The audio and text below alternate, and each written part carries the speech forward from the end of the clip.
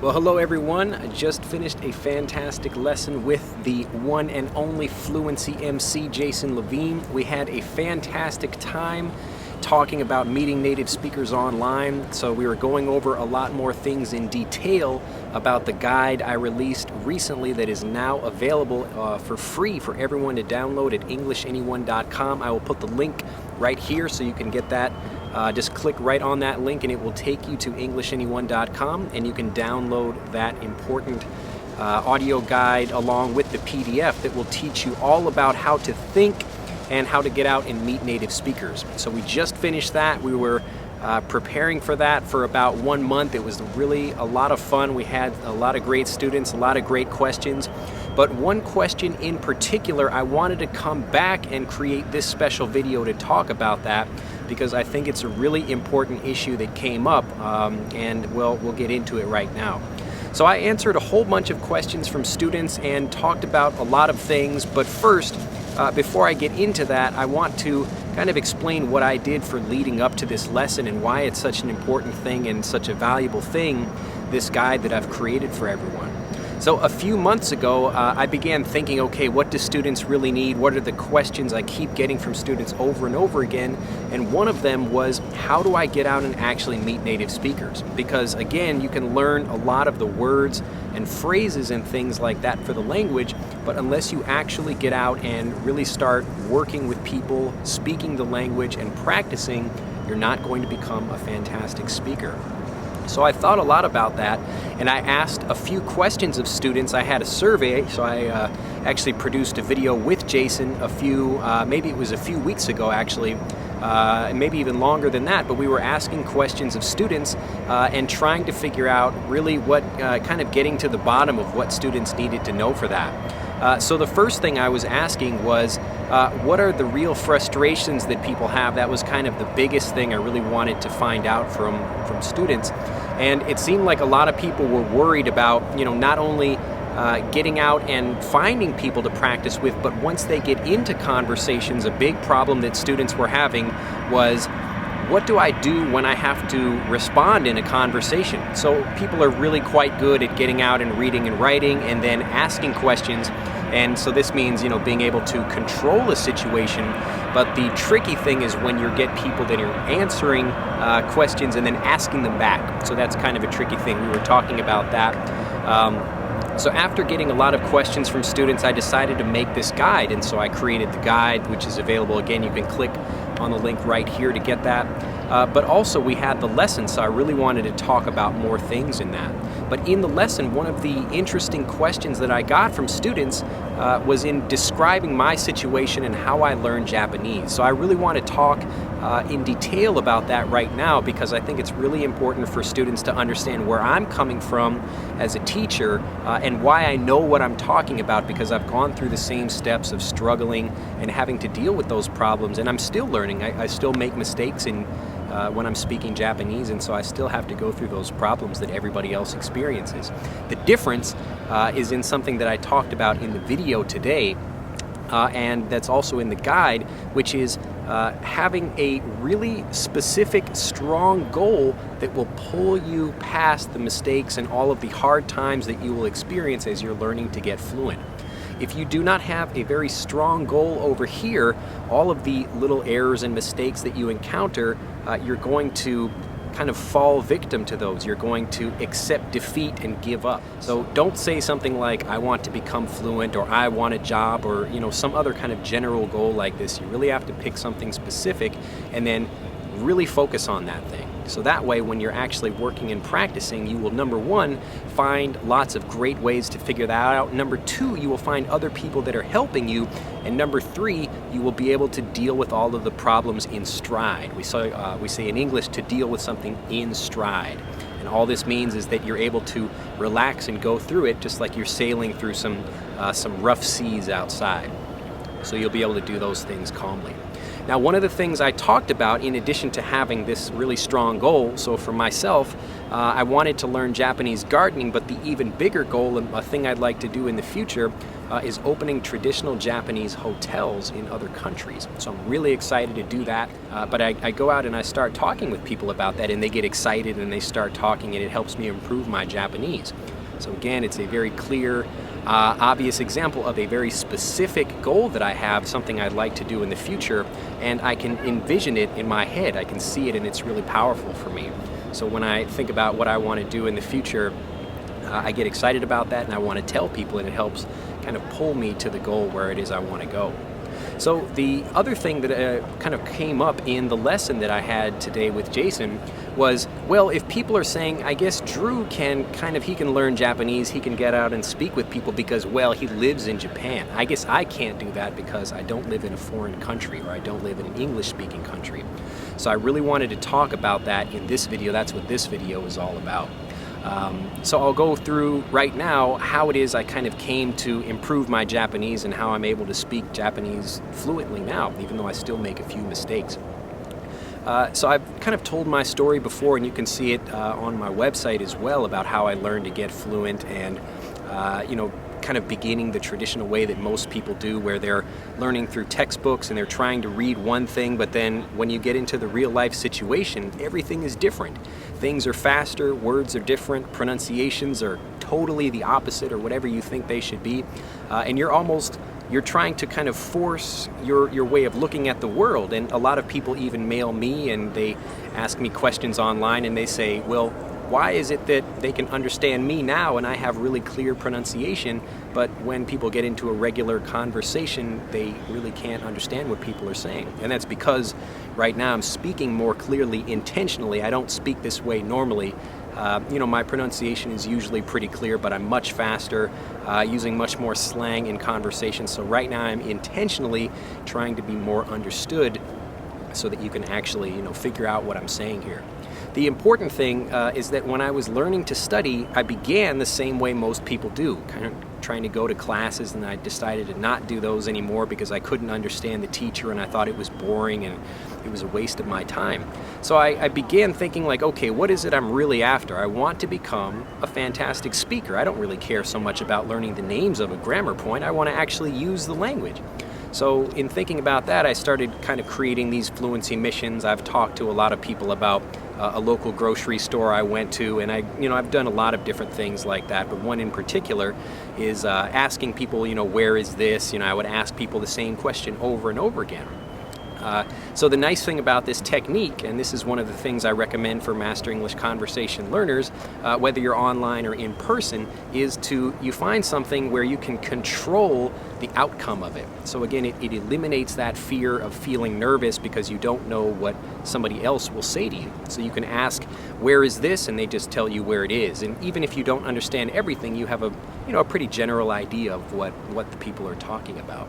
So thinking about that, I began, going out and trying lots of different missions. I would go to the post office and ask for this and try to mail a letter. And, I would begin with small kind of tasks and activities and missions and then move on to bigger things. And then, trying to go out and meet new friends in different places. I would when I lived in Kyoto, Japan, and I just moved there, I didn't know anyone. So I went actually to a local community center and I was posting on a wall, just looking for friends. There's places where you can go and meet new people and talk to different people like that. But again, those are kind of techniques that I developed, but a lot of the actual fluency that I got, the real practice that I used, was when I went back to America. And this is something that maybe a lot of people don't know about me, so I really want to talk about that and make it clear here. So I lived in Japan from maybe 2003 until about 2005 or 6, I think. So about 2.5 years. And then I went back to America for another 2.5 years before I came back to Japan again in 2008. But the time that I was living in America, after I returned, I was living in Seattle. That was the time where I really started using all of the kind of techniques that I got and actually finding more people to practice with. So ironically, my fluency got better when I was in America, and then I was able, when I came back in 2008, to use the skills that I had developed back in America to become a much more confident speaker in Japan. So the process took a while, but it's really interesting. I was kind of more nervous about, going out and meeting native speakers out in Japan than I was back when I was with, other kind of Japanese people that I was meeting out in America. So, maybe people are trying to meet each other as well, and it was a bit more calm and relaxed out there. And also, usually foreigners from a different country are a bit more open-minded and they're happy to meet people. So the situation is a little bit different. But the point is, I was not in Japan when I really started developing my fluency. And now that I'm back, I can have great conversations. I went and got a nice haircut today, and I was having really great conversations with, my barber, and talking with him, and talking with, the lady that was washing my hair, and, lots of interesting little conversations like that I was not able to do the first time I was living in Japan when I came in 2003. So when people say to me like, well, I guess like you live in Japan, you've got a nice situation where you can go out and practice, the two things I'll mention about that. The first one is that I know so many people, other foreigners that live in Japan, and Japanese people, and people from all over the world that live in America and other English-speaking countries, and they don't speak the language. They don't speak English. So you can't say that, somebody coming to another country, just because I'm living in Japan means like, well, I guess I can speak English, or I can speak Japanese. It's just not true. So some people are really good and some people are not, but really the difference is they probably got a goal and then they're actually taking action. That's really what you have to do. You have to go out, and the best way to do that is to have your really strong goal, the thing that you're really passionate about. It's not about trying to pass a particular test like the TOEFL or whatever the test is. That's a specific goal that you might have to do because you've got to pass an exam, to get into college, or, to get a job or something like that. But the real thing you want is having a fantastic conversation with people you don't know. Being able to go to some foreign country and speaking with people, and that's really what you're after. So think about those things as you go out and try to practice.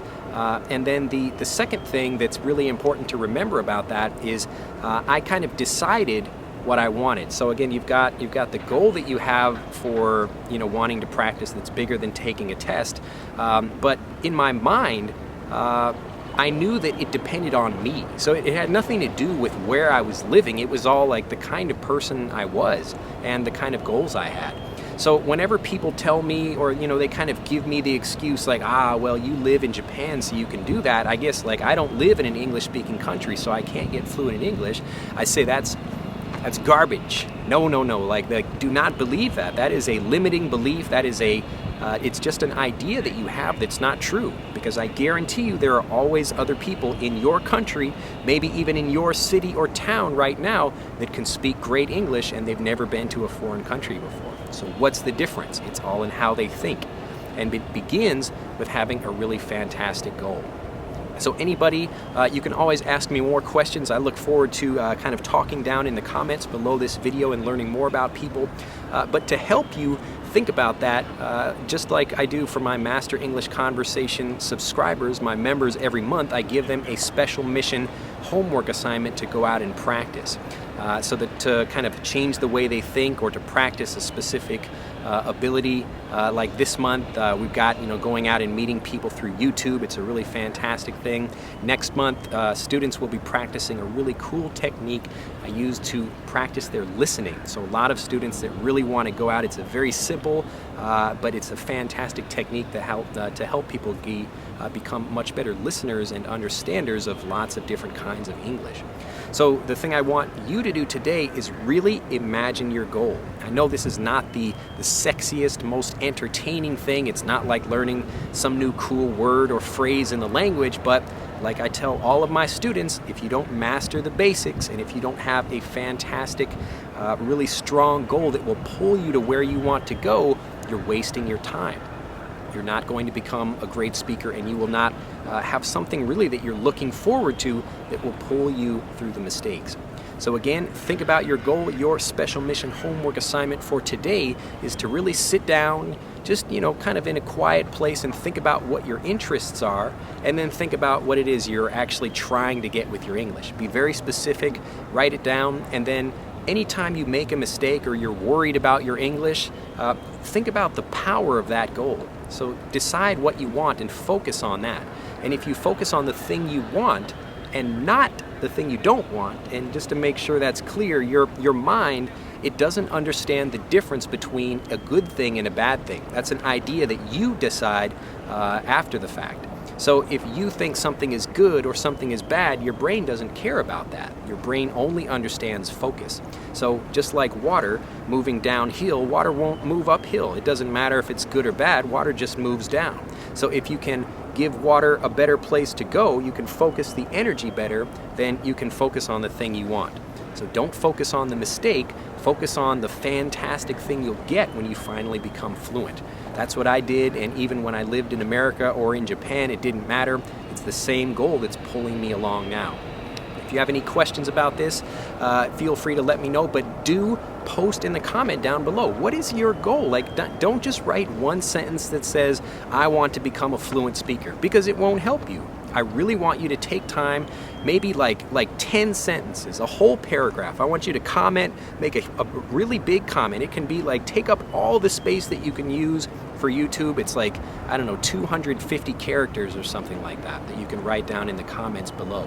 So take your time, write that down, and really think about what it is you want. And then make sure it's something you're excited about. Don't just say you want to get fluent. Say, I want to be surfing in California and talking to surfers out there and out there enjoying the sun, just like I am today. I'm out at the park. It's a lovely day.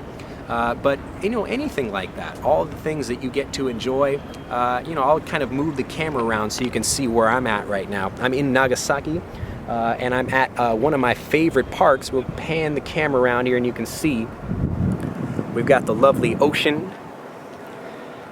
We've got some huge boats over here, and it's just a lovely park. There's actually people, flying kites around today, enjoying the day. We've got some families outside. It's just a really nice day. But the whole reason I'm able to enjoy all this is because I have an idea in my mind that's stronger. It's giving me something to focus on more than when I make mistakes. And if you can do that, you can get fluent anywhere in the world. Well, have a fantastic day. Go down below the comments, write down there what your